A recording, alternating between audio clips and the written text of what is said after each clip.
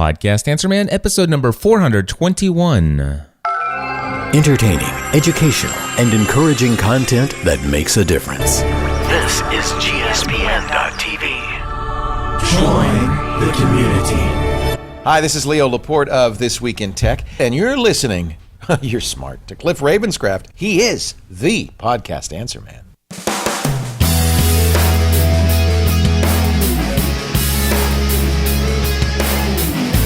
Well, hello everyone, and welcome back to another episode of the Podcast Answer Man. My name is Cliff Ravenscraft, and this, my friends, is the podcast devoted to helping you take your message, your business, and your life to the next level. That's right, my friends. It does not matter if you are brand new to this online content creating world we live in, or if you've been creating content for many years. There's something we can all do to take everything we do in life to the next level.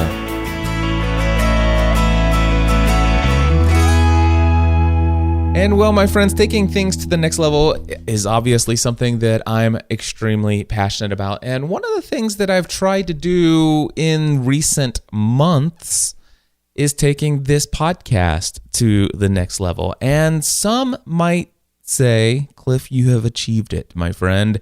You have risen to the challenge and you have gotten back to your roots. You have returned to the fire that is the awesomeness of what you have created with Podcast Answer Man.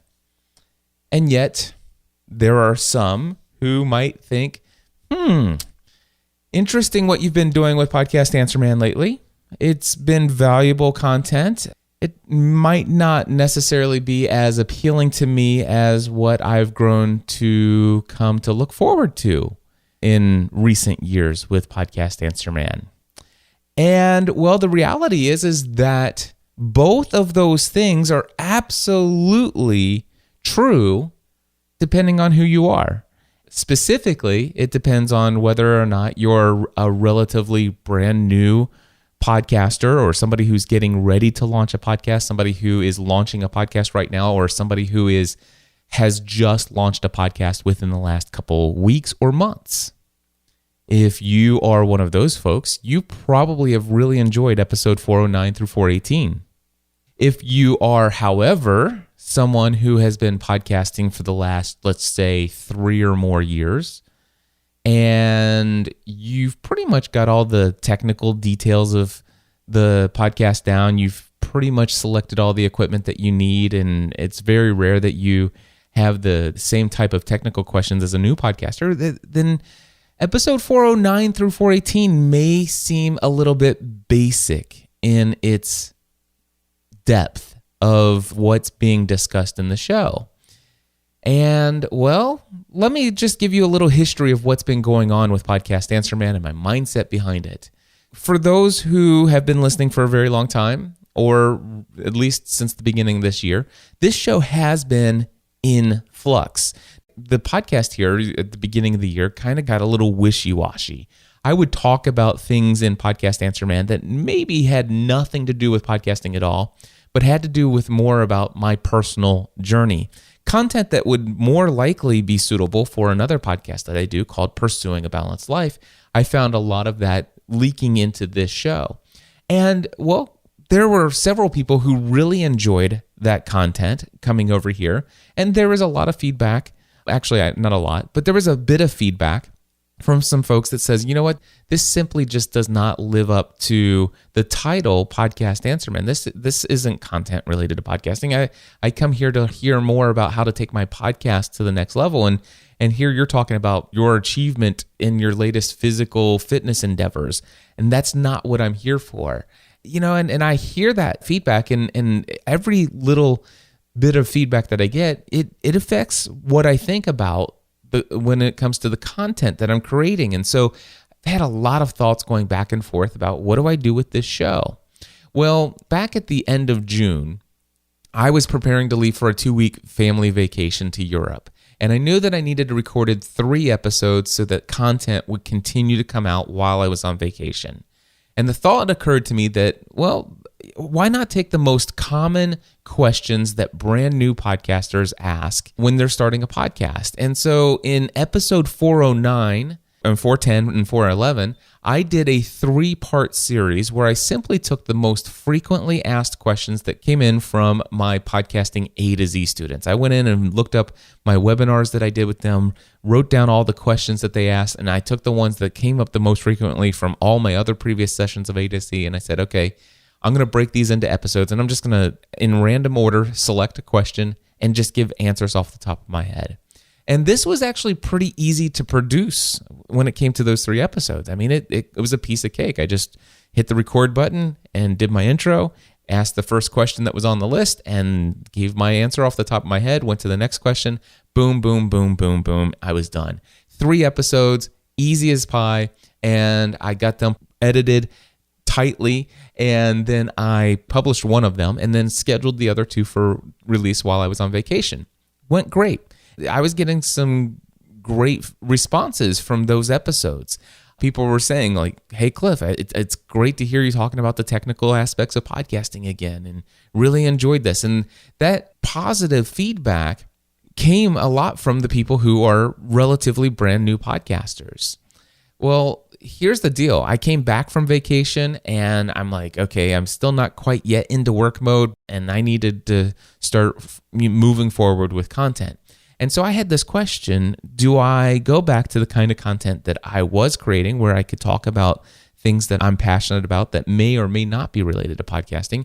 Or do I stick with giving people what some people want, which is a show that is, I guess what you would say, is genuine to its title, content that is genuine to the title of the podcast, title being Podcast Answer Man. So podcast content here that is answering people's questions related to podcasting. What happened was I decided to go the easy route. And the easy route was to just pull those questions and just hit the record button and knock out a couple of those things. And that's what I've done. If you look at episodes 409 through 418, every episode back to back, very tightly edited. And not only are they very tightly edited and to the point, but they're all related. Every topic of every episode is pretty much related to podcasting and the technical side of podcasting. And a few things happened as a result of episodes 409 through 418. First and foremost, the content was massively appealing to those who are just getting started with a podcast. In fact, I was getting a significant amount of feedback from people I'd never heard of before, brand new podcasters who were saying, wow, this is absolutely awesome. It came to me just in time. I'm just launching my podcast, and this has been life-changing. I mean, you've helped me in ways I can't even begin to explain. So I started getting feedback from a few folks like that pretty consistently over those weeks. However, the second thing that I noticed that was happening is that I was losing my passion for the content that I was creating. I love helping people launch their podcasts, and I have gotten to the place where I've helped so many people and I've answered the same questions over and over and over again that, to be honest with you, I kind of get bored of answering the question of what is an insert cable and what's the tip and the ring and which one goes into the input of a MDX 4600 compressor limiter gate, which one comes out, and what microphone, what's the difference between a dynamic microphone and condenser microphone, why do you use a Roland recorder instead of one that has XLR inputs, and all of these questions. There are, endless questions, and I have answers to every single one of them. But the reality is that I've answered every single one of those questions hundreds of times. And so it gets kind of boring to keep talking about the technical stuff. Now, here's the deal. I still have tons of free content. If you go back in the archives, I'm on episode 421. We're talking hundreds of episodes of Podcast Answer Man. And it's very easy to find what you're looking for when it comes to all of those answers. I've already covered them. And many times, actually, if you look at episodes 409 to 418, each of those episodes had about 3 to 5 questions in each episode, and every single question in every episode has been addressed more than once in the archives of Podcast Answer Man. Not only that, but there are several of those questions that have specific tutorials that I've created for free on my website, and also the most detailed technical questions and their responses that take a lot of explanation, I have paid tutorials that are available for one-off purchases, or they're automatically included in my all-inclusive podcasting A to Z course that gets you not only all my tutorials, but gets you 4 weeks with me as your personal coach. And the thing is I love podcasting A to Z. And the reason why I love podcasting A to Z, and I love it more than one-on-one coaching, is because, well, the technical aspects of answering all of your questions related to the technical stuff, I've already assigned those in pre-recorded, super high-quality step-by-step tutorials that have, I literally, instead of spending time answering off the top of my head answers to your questions, I've literally taken all of those questions and I spent literally hours and sometimes weeks developing tutorials where I give thorough responses.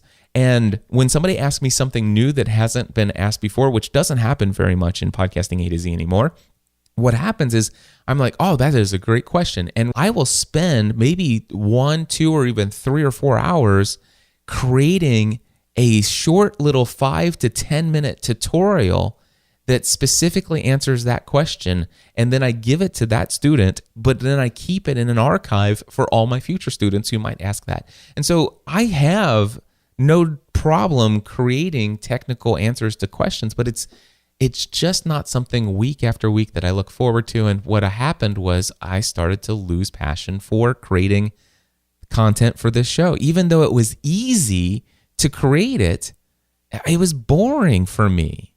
And my great friend David Foster once told me, he says, Cliff, I don't need easy. I just need worth it.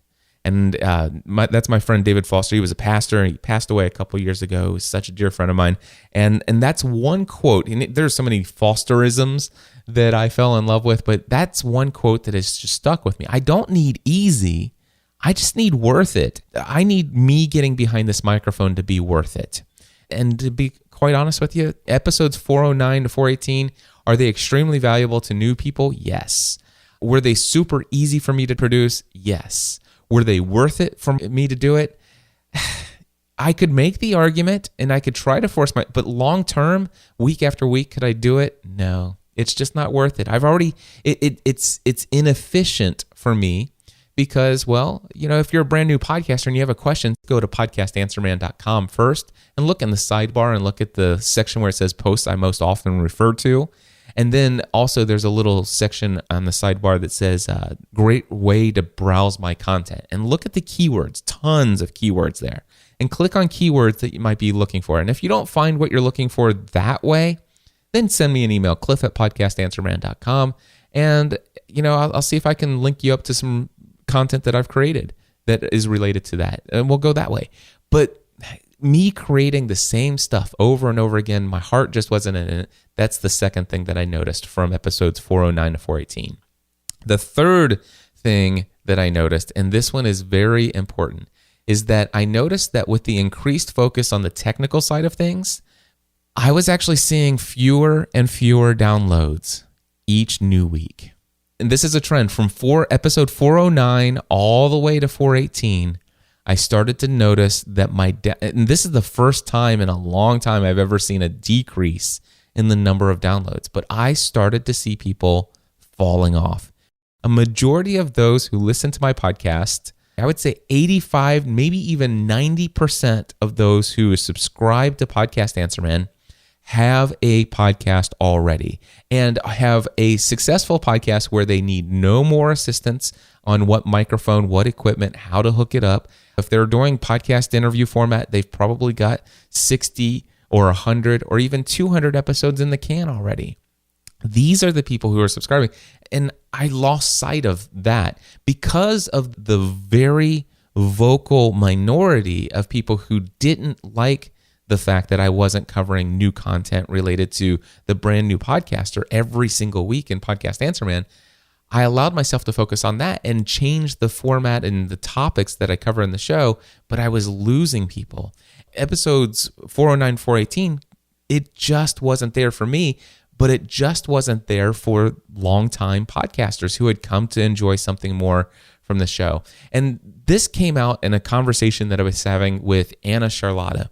Now, Anna Charlotta is somebody, I think she's from Germany, and I met her at New Media Europe.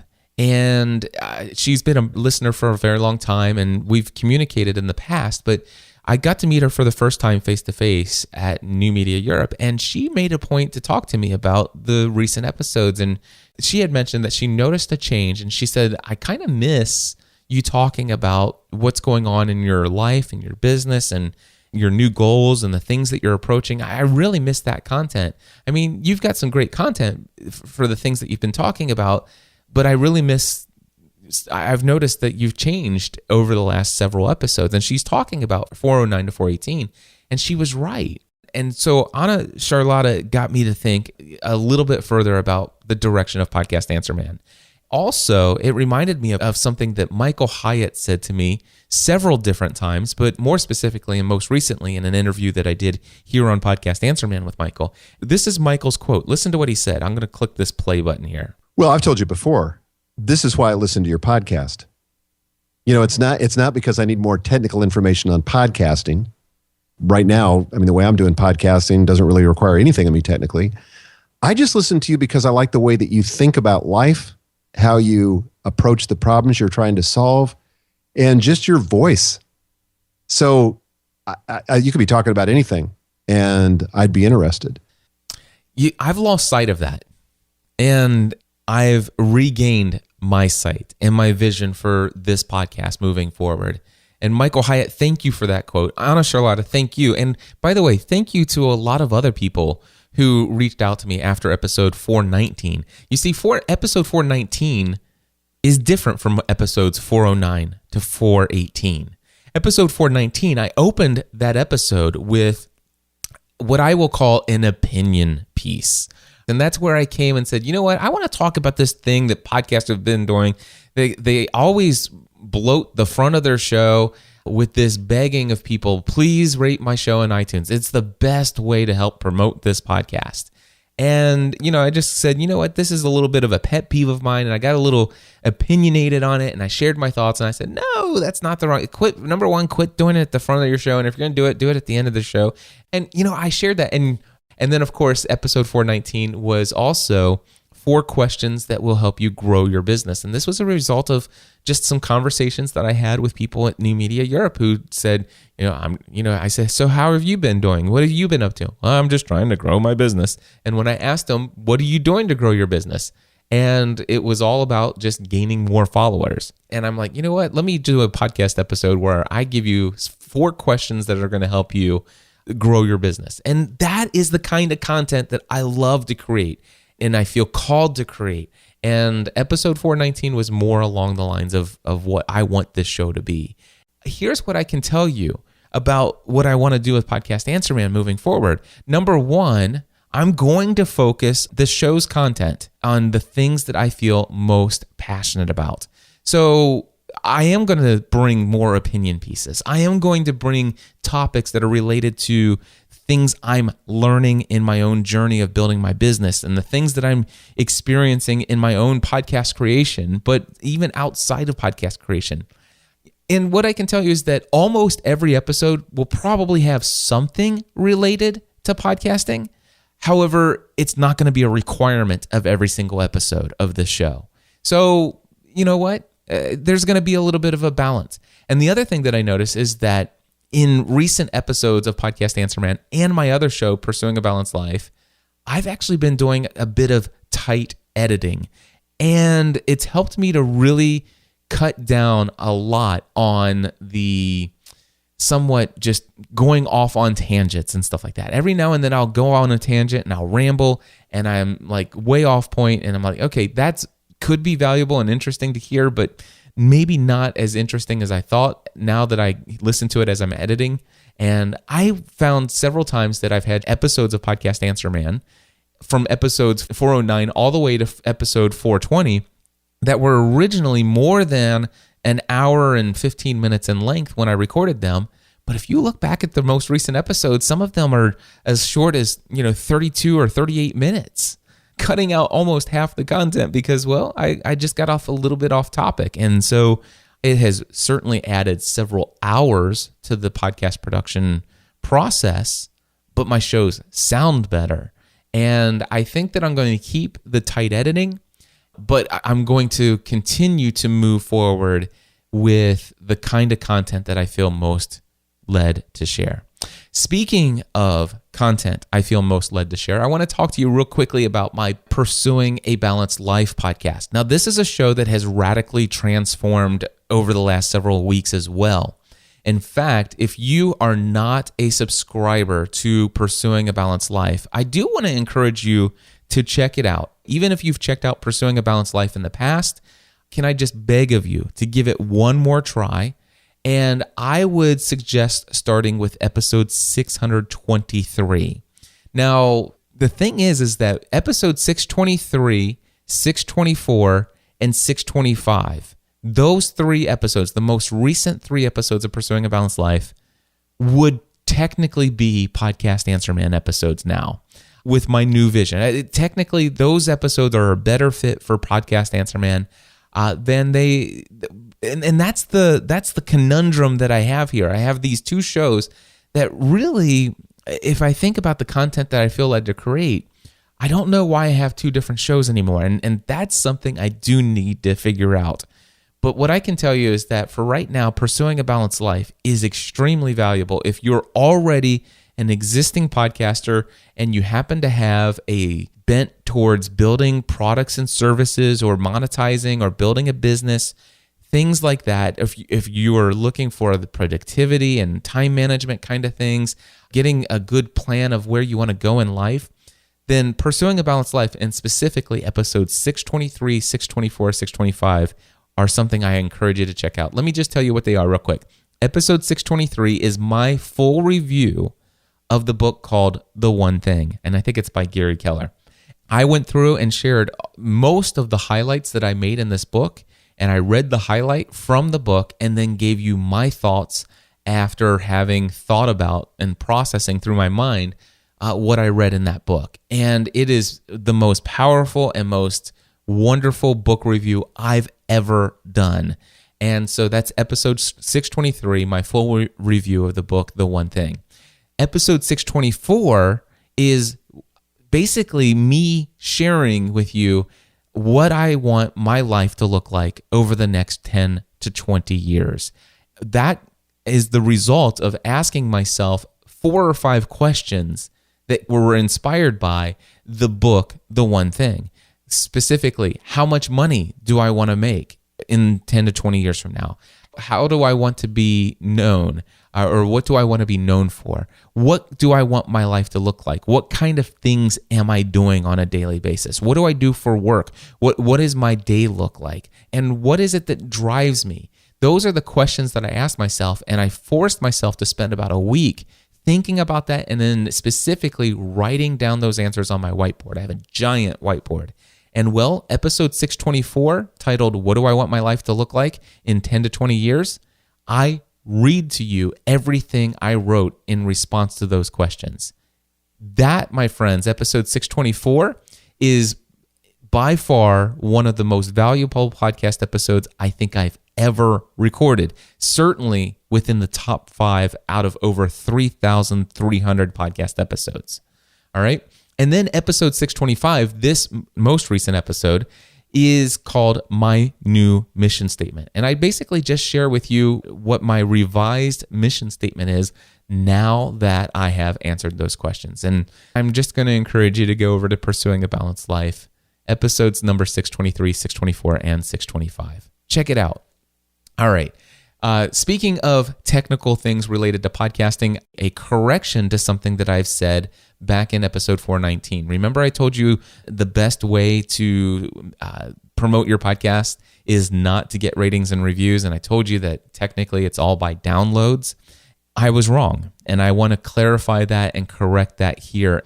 Recently, I was invited to be a guest on episode 66 of a show called Today in Podcasting, which, by the way, Today in Podcasting is a show that was fairly popular and very consistent from February 2006 through February 2008. So for 2 years, this was kind of the go-to podcast if you wanted to hear people talk about things related to podcasting. Here in 2015, they fired it up one more time. to do one episode, and they invited me to join them. And I was happy to join Gary Leland, Rob Walsh, and also Paul Colligan, who are all regulars from the earliest days of that particular podcast. And we got to talking about iTunes rankings, and I want to play for you a clip because this is something that I know many of you are very interested in knowing, and Rob broke it down and gave me some insight that I did not necessarily know before, and certainly I think you guys are going to be interested in hearing this. So have a listen to this conversation we were having. People saying that the best way to help promote my show is for you to go and give me a rating and review in iTunes. How important is that in the rankings? I've launched several people into the top 10 of iTunes who have never gotten a review.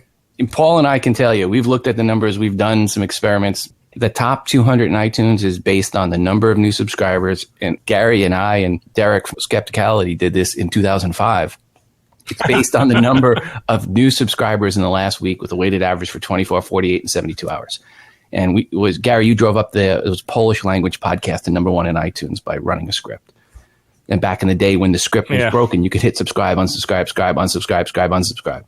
It just happened overnight. It just kept happening as we left for work that day. All the computers were subscribing and unsubscribing.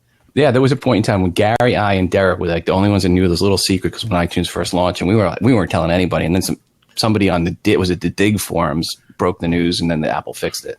So it's not the downloads at all; it's the subscribes. It's a subscribe. Top 200 list is the number of new subscribers in the last 7 days with a weighted average of 24, 48, and 72 hours. The actual algorithm is D1 times 4 plus D2 times 3 plus D3 times 2 plus D4 plus D5 plus D6 plus D7 divided by 13.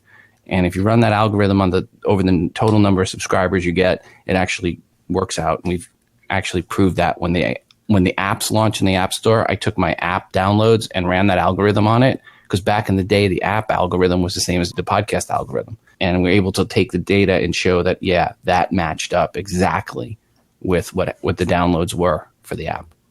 So there you go. Now, if you're like me, the first time I heard that, I'm like, okay, so definitely I know that it's not downloads, it's number of subscribers. And then everything else that he said, especially when he started rattling off the algorithm, when I was listening to it, I'm like, okay, I'm going to need to go back and get the recording and listen to that again. And here's what he's saying. So basically, if you want to know how they do the ranking in the top 200 of each of the categories in iTunes, it is not based upon your ratings and reviews. It is based upon the number of new subscribers within the last 7 days. Here's the algorithm what he was saying. He says, what you do is you consider day one being the most recent 24 hours. You take the number of subscribers here on day one and you multiply that number by 4. Then on day 2, you take that number of new subscribers and multiply it by 3. And on day 3, you take that number of new subscribers and multiply it by 2. And add that number to the number of new subscribers on day 4, the number of new subscribers on day 5, and the number of new subscribers on day 6 and 7. Add all of those numbers together and divide it by 13, and that gives you the number of new subscribers with a weighted average for the first few days. That total number is exactly the algorithm that iTunes is using to rank your podcast. This is something that Rob says that they've been able to demonstrate and prove and test, and it makes a lot of sense. So it actually has nothing to do with downloads. And from what I understand, the category top ranking has nothing to do with ratings and reviews. Ratings and reviews actually help in your search results for keywords and phrases, the relevance of search results. But when it comes to these top 200, from what I'm hearing, this is the algorithm.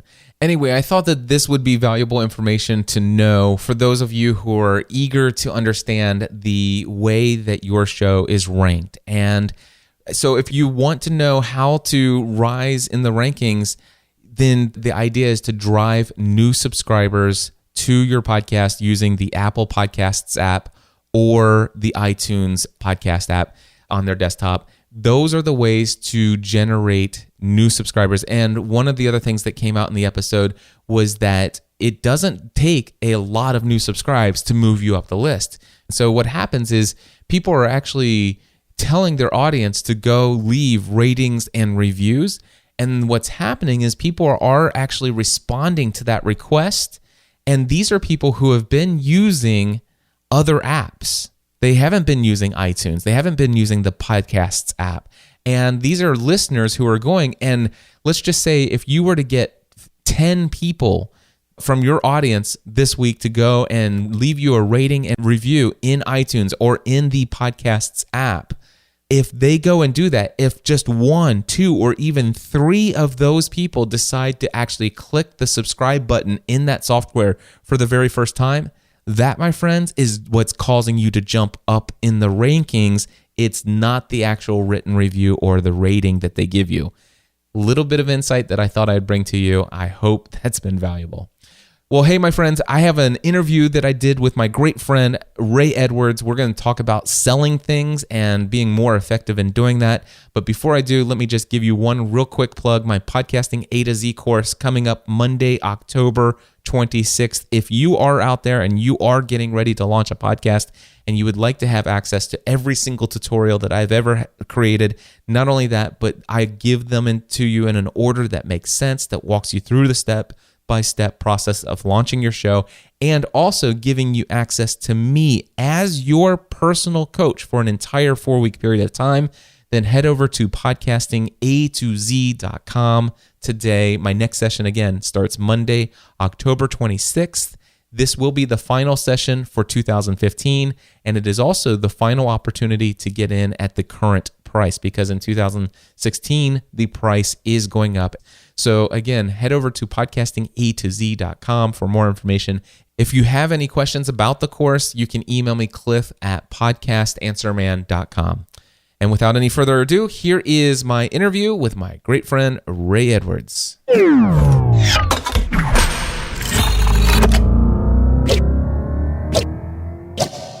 Ray, how are you, my friend? I am fabulous. Cliff, how are you? I have never been better, and it does get better every single day somehow. It's hard to stand, but I'm willing to try. So we are going to be talking today. My favorite thing about talking with you, Ray, is there are so many different topics that we could talk about, and I think it just adds so much value. But one thing that you are known for in this world, and it's really not the thing I know you for most, but it is this thing called copywriting. First of all, what is copywriting? Well, the confusion that first comes up is a lot of people think we're talking about protecting your intellectual property. Okay. So sometimes people will find out I'm a copywriter and they'll say, "Oh, I've got a book I wrote. Can you help me get that copyrighted?" Obviously, that's not what we're talking about here. No, we're not talking about that. Although, by the way, if anybody's worried about that, as soon as you've written, it is copywritten. Yeah, and that's what I always tell. I always tell them, well, I have good news. It's already protected by the copyright laws. You don't have to do a thing. Yes. And all right. they usually don't believe me. But copywriting in the aspect of what we're talking about is really writing words that sell. And thank goodness for the show Mad Men, which I actually did not like very much. I thought it was kind of a dark show, but a lot of people love it. And I can usually use the shorthand explanation. I can say, well, you know what the copywriters did on Mad Men? How they wrote those ads? They came up with those ad campaigns? Yeah, I know what that is. That's what we're talking about, writing the words that sell. There was a great copywriter from a long time ago that said copywriting is just salesmanship in print. Copywriting is salesmanship in print. When I think of copywriting, the first thing that comes to my mind is those incredibly long and super annoying, in your face, trying to manipulate you with every single possible psychological tactic in the world on a web page that if you were to print it out would be about 3 to 5 reams of paper. I think it's called a long form or something like that. Yes, long form sales. We call it a sales letter. And the reason is those are based on the old school method of when you used to send those in direct mail. They would come to your mailbox and you would get it in an envelope, and it would be a letter that would be like 7 to 10 pages long. And it would usually be selling you a subscription to something. And that was called a sales letter. And then somebody back in the 90s, as the web began to become popular, came up with the idea that, hey, we could just take those long form sales letter and put them on a web page. And then they started thinking, well, why not do all the tricks that we do with long form sales letters in real life? And we'll start marking them up with blue and red ink and yellow highlights, which always kind of made me skeptical because I thought, well, we all know that nobody actually highlighted or wrote on this sales letter because it's showing up on my computer screen. So that's ridiculous. But the truth of the matter is they worked really well for a long time. And they don't work nearly as well as they did once upon a time. And you're right. A lot of people who still use that, we call them the yellow highlighter crowd. A lot of people who still use that kind of sales copy on the internet, they still make money. It's not as effective as it used to be, but most people are, as you pointed out, annoyed by that kind of copy now. And so it's really not a good approach. I think before we go into a little bit more into copywriting and its value for us, I'd like to talk about sales for just a moment. It's surprising to me the number of people who, let's just say, are transitioning from a day job and they're trying to build something on the side that generates a little bit of income.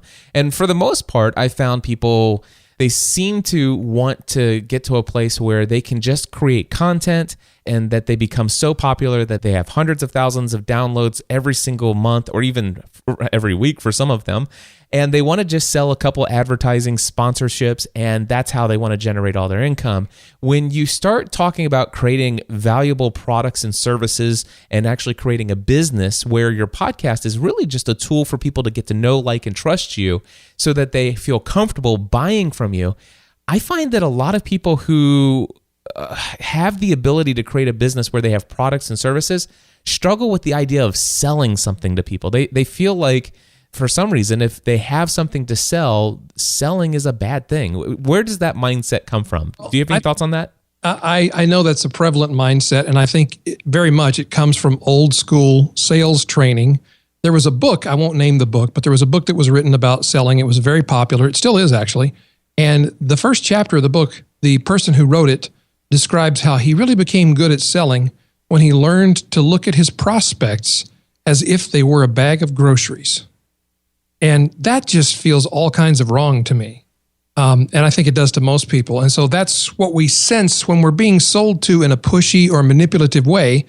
That's what we feel like. We feel like a commodity that people are buying and selling, and we don't like it at all.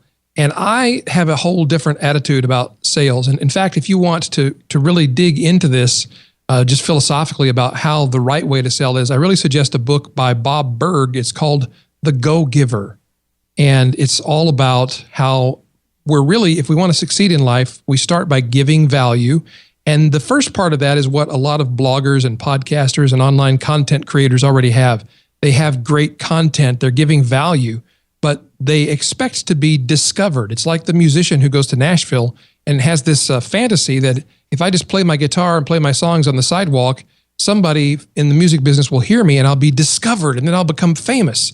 And it just doesn't work that way. There's too much competition for those famous slots. So I think you have to be a little bit more proactive about it. And the truth is, we're all selling every day of our lives all the time. We're selling people on an idea. We're selling people on the thought about where we want to go have dinner, whether we want to have dinner out or dinner in the house, or on hiring us for a job, on letting us have admission into a certain school. That's all selling as well. And I like what Zig Ziglar said about selling. He says two things. First of all, he says that selling is the most noble profession on earth. And the second thing he said about selling is that selling is merely the transference of enthusiasm about your product from you to the person you're talking to. Yeah. And that's my approach to selling it. I come from a sales background myself, spending 11 years in selling insurance, auto, home, life, health, business. And I remember attending several sales training seminars, and I went away for a 2-week program once. And I learned techniques there, Ray, that were just, I felt like I needed to take a shower at every little break that they gave because it just seemed so sleazy. I mean, literally, I've learned a couple of tactics in a face-to-face selling scenario where I could, by changing the position of where I'm sitting and getting into somebody's personal space, that I'm almost guaranteed that they'll sign on the line to buy an insurance product from me. And I remember learning all of that stuff and saying, you know what? If that's what it takes to succeed, I will quit this business.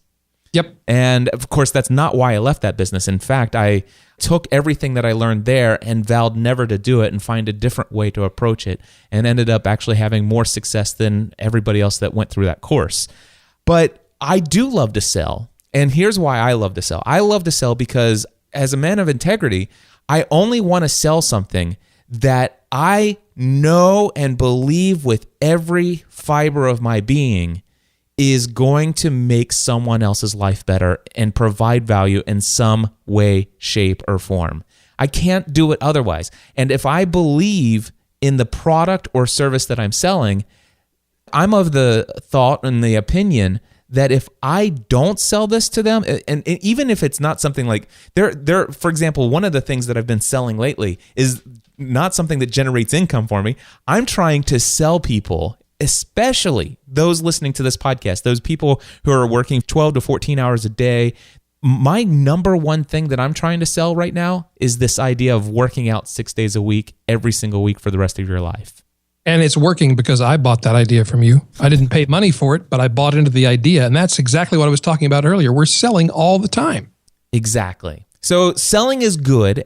I think there's a lot we can learn how to be more effective in helping people find the products and services and coming to the decision of buying those products and services that will help take their life to the next level.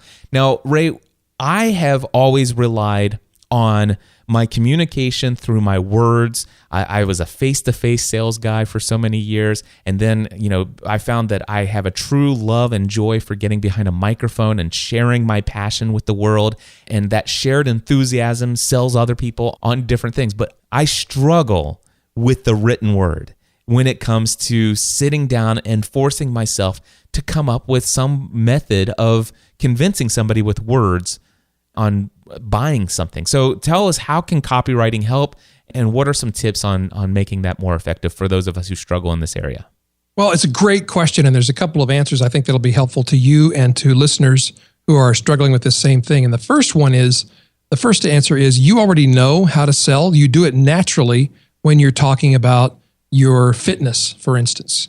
You just naturally sell that idea. Why? Because you're enthusiastic about it, you're informed about it, you know what you're talking about, you understand the motivations that cause you to work out 6 days a week, and you understand the reasons why you think it would be beneficial to other people to do the same thing. So there's no disconnect morally, there's no internal conflict inside of you going, well, I want them to buy this, but it feels wrong on me to get them to buy it. When you have that internal conflict, whether it's real, whether it's accurate or not, it's going to stop your ability to sell.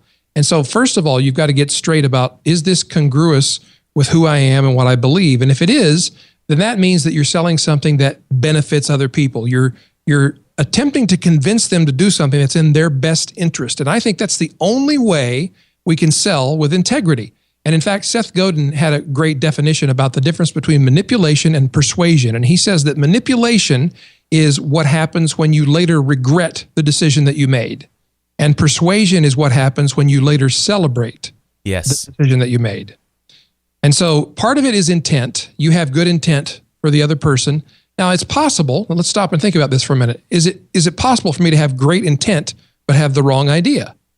Well, of course it is. I mean, sometimes we're misguided and we have the wrong idea. So we have to understand that just because we believe in something passionately, it doesn't mean that we're always right. So we need to investigate that closely and make sure that we're certain of what we're espousing to other people. Then the next step is, you said you struggle with the written word. So I would say, this is one of the things that I try to teach my copywriting students. I tell them, don't write as if you're writing, write as if you're speaking. And I had the brilliant, what I call a BFO, a blinding flash of the obvious one day.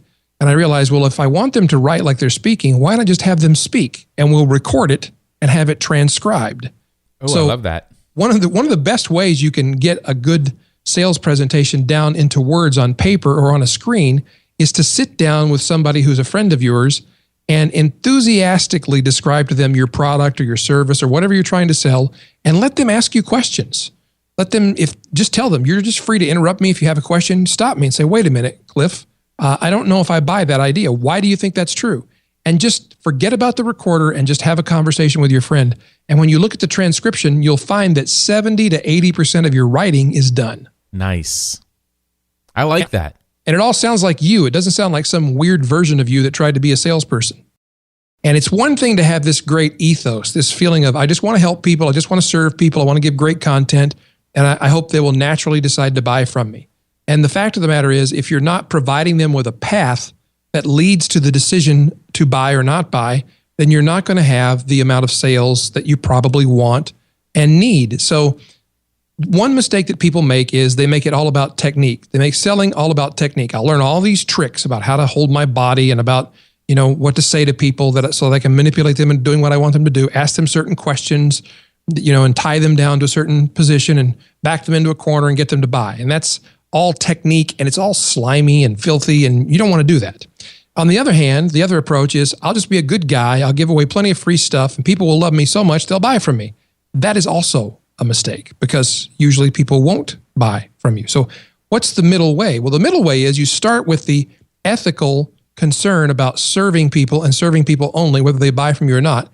And then you learn actual skills about how to communicate the value that you offer in such a way that people are persuaded to consider buying from you. And I always tell people this: when I'm writing copy, I do want to bring people to a decision point, but I'm not motivated by, I want to get them to say yes. I'm just motivated by getting them to a place where they can say yes or no. And Right.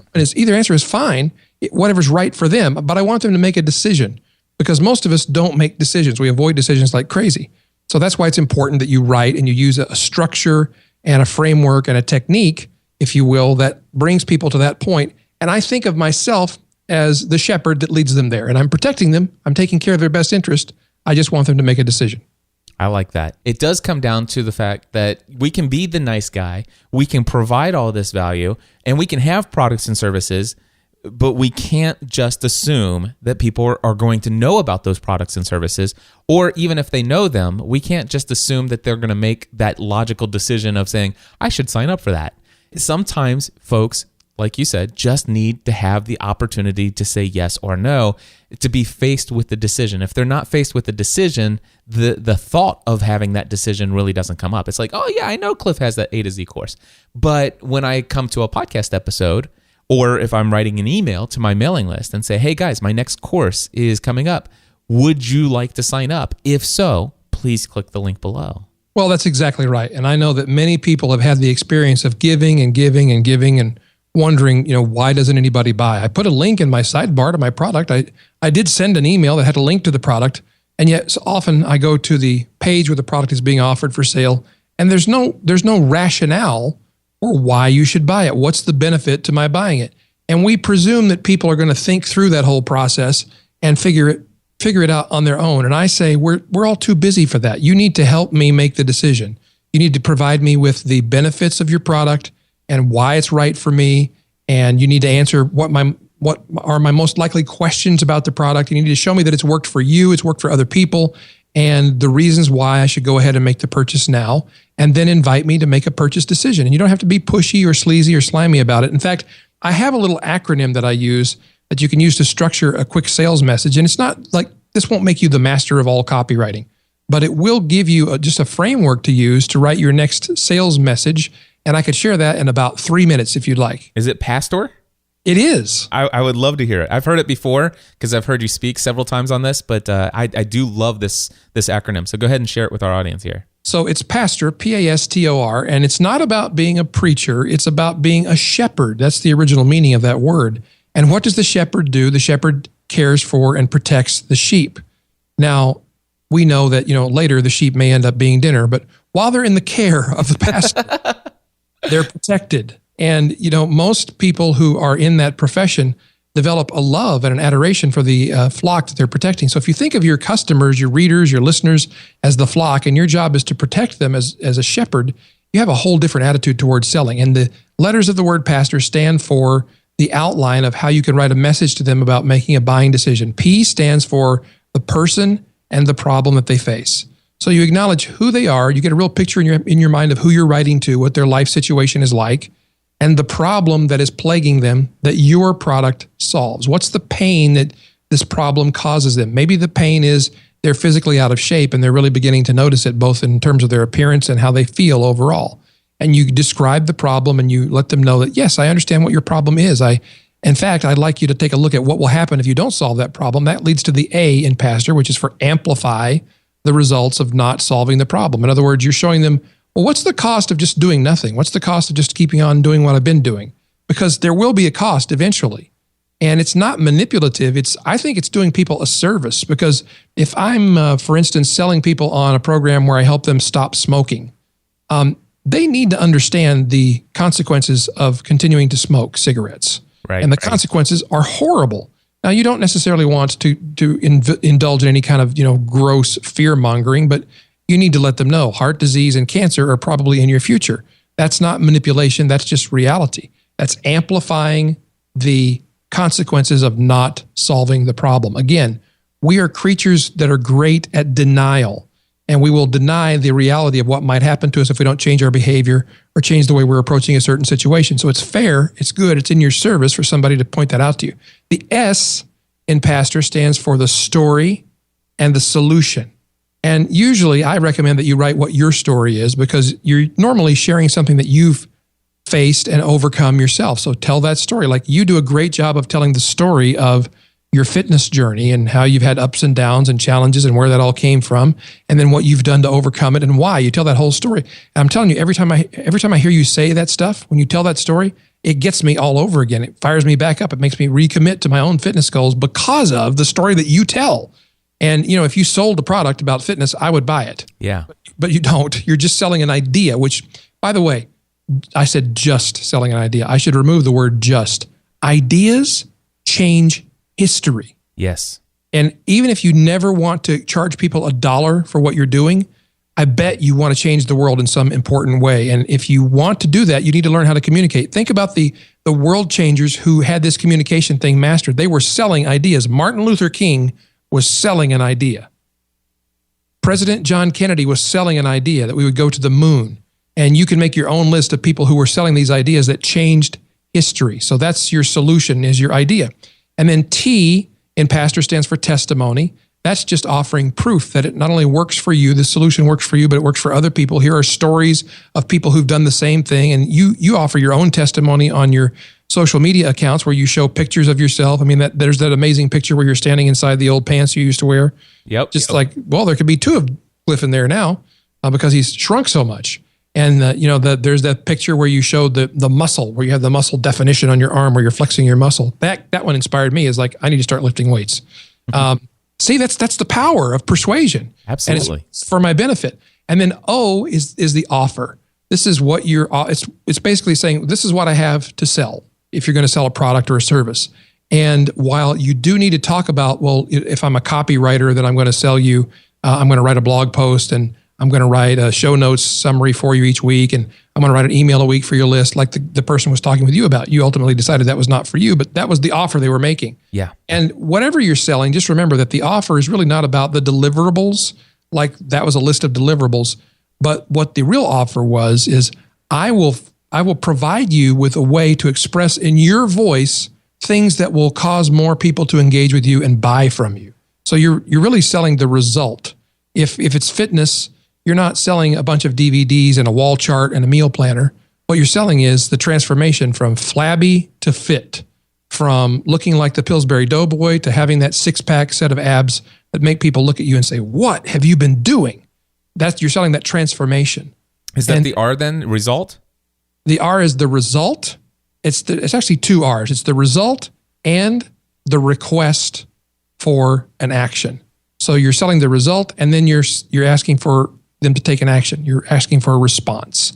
And the response could be, well, click here and sign up for my A to Z course, or call this number for a free consultation, or whatever it is, whatever the next step is you want them to take. And that whole process, if you just write based on that acronym, the PASTOR acronym, then you'll write probably the best sales message you've ever written, and it'll sound less like sales copy than anything you've ever written as well. I love it. So, Ray, here's one thing I know about you is that you have a copywriting course. Who is the person that you are trying to reach with this copywriting course, and what is their problem? Well, the person is an entrepreneur or a content creator or service provider who knows they need to write sales copy, but they probably hate the idea of writing sales copy, or they've tried writing it before and it felt like it didn't work, or they've spent a lot of money on a fancy copywriter and they wound up with something they were even so ashamed of they wouldn't even use it. And they know they need to solve this problem, but they don't know how. They don't even know where to start. And they want to find someone who can teach them an ethical way to sell from a heart-centered position that doesn't make them seem like a slime ball. Okay. Yes, that's who it's for. All right. So this course, by the way, what's the name of the course? It's the Copywriting Academy. The Copywriting Academy. And what would be the results of somebody who fits that description of who they are and they have that problem? And what would be the results if they did not basically learn how to be more effective with their sales copy and to do it with integrity? Well, there used to be an ad campaign that ran, and it said, a terrible thing happens when you don't advertise. Nothing.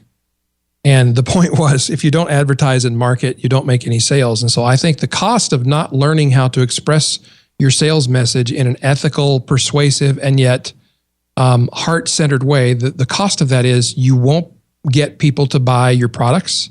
People won't buy your services. They won't buy your ideas. They won't buy into your cause. I mean, this is important for not only for people who are selling products and services, but for people who are selling causes, who are selling ideas, belief systems, trying to convince people of something. It works for all of those instances. And the cost is you just don't get your message across. You're not able to have the impact on the world that you know you're supposed to have. As far as story and solution, tell me, is this going to be your story that you tell with this? Somebody else's story? Somebody that you've helped with copywriting, and what solution you're offering? Well, it's all the above. I mean, I started out writing copy when I was in the radio business. I started at the age of 14. And as I grew in the business, I learned that there were people who were really good at this copywriting thing. And I began studying all the old direct response marketing and copywriting guys. And I bought all the courses, and we've all seen these copywriting courses. They're extraordinarily expensive and usually confusing. And often they teach things that are contrary, at least for me, many of them teach things that are contrary to my beliefs. Like I just won't manipulate people. I won't say that I never did, because early on in the past, I thought, oh, this is how you do it. And I did it, and I felt weird about it. And I realized, oh, this is not right. So I learned by trial and error. I made some mistakes. So what I've done is I've created a course, a system, if you will, that anyone, if you can write a Facebook post, you can write copy. And so I walk people through, we use the PASTOR acronym. I have another framework that we use called the Buyer's Journey. And then I walk you through step by step how to write copy that actually makes sales. And, I've had the good fortune of writing for some pretty famous people, a lot of New York Times bestselling authors seems to be who I wound up writing the most for. People like Tony Robbins and Jack Canfield and different people of a lot of fame. And then some people you probably have never heard of, but I've had the honor of being part of, I won't claim that I had 100% responsibility for this, but I had a big role in helping sell $100 million worth of products and services online. So I know a little something about this, and I've translated that into something that anybody can do if you follow along. We make it as fill in the blanks as possible. I mean, we can't make it all fill in the blanks because I don't know what your business is, but I can walk you through the process, and that's what we do step by step. And by the time you go through the whole course, you've actually written your sales copy. You've written the emails that are needed to help promote your sales copy and communicate with your readers, your listeners, and so forth. And we've given you a system for using it over and over again so that you can not only write persuasive sales copy, but you can write persuasive blog posts. You can write persuasive outlines for your podcasts or any communication that you're making that's attempting to persuade somebody to do something or to buy into an idea. And as far as your testimony, I know you've obviously just shared your experience and part of your story, but there is one particular, I think, item that would go well with the testimony part of this, of giving this as an example. Tell us about what you told me in the Green Room Mastermind that we'd done, where somebody hired somebody else to kind of update copy, spent lots of money, and the results of that. So the story was this. I had written some copy for a gentleman who I worked with for a long time on different copywriting projects. And I happened to call him recently and asked him how that copy had done, how it had performed. I was looking for what are some results that you were able to get with copy that I wrote, because frankly, I knew that I was going to be putting together this course and I wanted some case studies to be able to share with people. And he said, well, I can look that up. And he said, well, as a matter of fact, this one piece of copy that you've written for us has generated $10 million in sales. And Cliff, the first thing I realized is I really should have charged him more money. Absolutely. That always gets a chuckle, but I'm serious. He made a lot of money with that copy. But the thing that really knocked my socks off and humbled me really was, he said, I've hired several different A-list people in the copywriting field to try and beat that copy, because that's what you do in the direct response business. You have a piece of copy that's the winning piece of copy. It's the most successful at selling that you have so far. And you hire other copywriters to try and beat what's called the control piece. And that's how companies ladder up the level of success and sales that they're able to get. So the contest among copywriters is, can I beat this guy's control? And he's hired several top copywriters, and he said, nobody has been able to touch your copy. Your copy is the champion. Nice. That is awesome. It's pretty humbling. It's kind of embarrassing in a way, because it feels like bragging. But then again, as Mark Twain said, it ain't bragging if you really done it. I love that. All right. So what is the offer with the Copywriting Academy? What are the results people are going to get? Well, you're going to be able to write copy that sells your product or service without feeling salesy. I put it this way. You can write copy that sells without having to sell your soul. And you'll be proud of it. You'll feel good about it. It'll get results for you. It'll bring more money into your bank account. I can't guarantee any amount of money because I don't know your product or your service or your market or anything like that, but I can tell you that it'll get better results than whatever you're doing now. And not only do you go through the course and write your own copy, but you develop the skill of being able to do this over and over again. And what I tell people is, for me, copywriting has really been like the ability to print money on demand. And I know how cheesy that sounds, but I can't tell you the number of times in our family we've decided, well, we want to take this vacation and it's going to cost, $15,000 to go do all these things we want to do.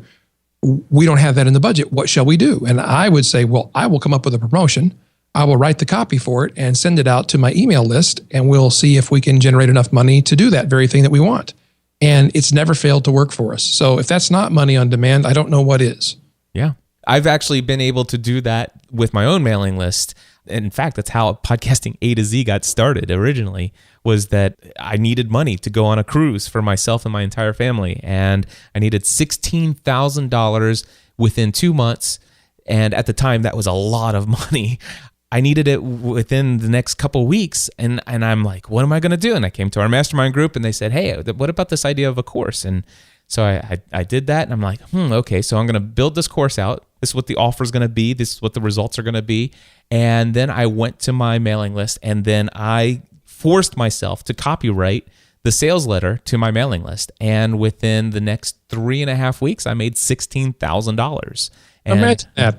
Yeah, and exactly like what you said. And of course, today the course is significantly more expensive, and it generates a whole lot more income than that. So yes, absolutely. The results, I can tell you from experience, when you do sit down and force yourself to talk to the people, explain the problem that you're solving, you amplify the results of what would happen if they tried to do it on their own or not even move forward at all. Tell your story, share your solution, share the testimonies of how you've benefited yourself or helped others, give them the offer, tell them what the results are going to be, and then a request for a response. And so what is the request for response? Obviously, Ray, I believe we've already given people this PASTOR acronym.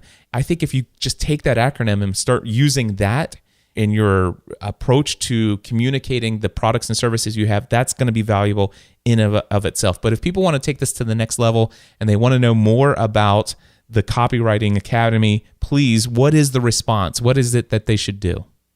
You should just go to the following web address, and you'll get a lot of free material that expands on what we've talked about here that you can honestly take and use to make more money, make more sales, win people over to your ideas.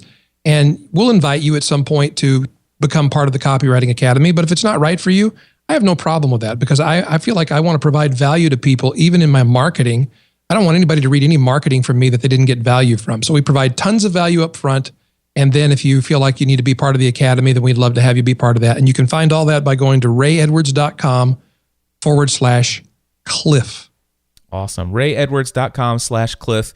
Just so you guys know, full disclosure, I'm sure that probably has something to do with the /Cliff tracking for affiliate purposes and things like that. So I just want to let you know that ahead of time.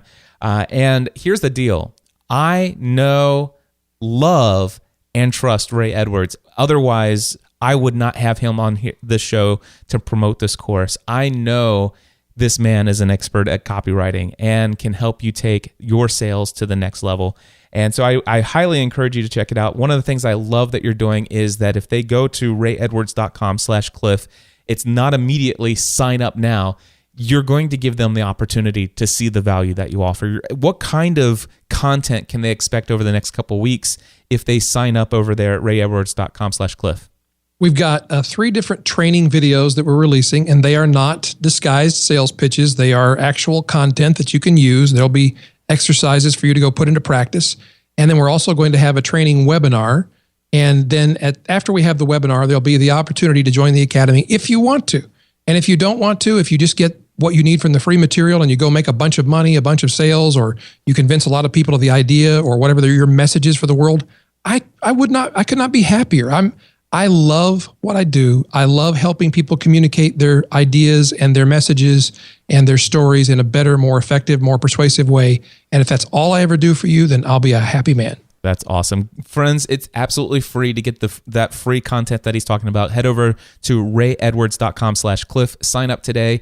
And also, because there's only going to be so many pieces of content that's going to come out so far apart from each other, if you listen to this podcast very often, and certainly if you listen to Pursuing a Balanced Life as well, my other podcast, then you've heard me mention Ray Edwards' name over and over again. And there is one podcast that when it comes out, it jumps to the top of the list of what I'm going to listen to next. It's the Ray Edwards Show. And I would encourage you to certainly go over and subscribe to his podcast as well. And you'll find out why this man is as highly respected in my mind and in my life as he is. And so, Ray, thank you so much for spending some time with us and sharing your experience in copywriting and this acronym that I'm certain will help people put a formula around how to frame the things that they have to sell and how to share their enthusiasm for how they can help others with the products and services that they have. Well, thank you, my friend. It's been an honor, as always.